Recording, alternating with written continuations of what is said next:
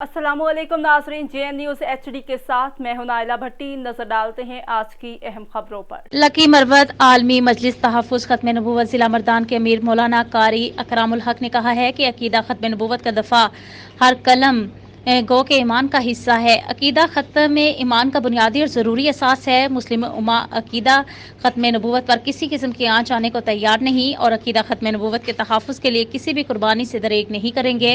इन ख़यालात का इज़हार उन्होंने गुज़िश्ता रोज़ मदरसा जामिअतुल ज़हरा में मीरा आज़म मचल खैल में 8वें सालाना जलसा दस्तारबंदी से मेहमान ख़ुसूसी के तौर पर खिताब करते हुए किया। जलसे की सरपरस्ती शेख अल हदीस मौलाना अब्दुर्रहमान मरवत और सदारत मौलाना मकबूलुर रहमान कर रहे थे।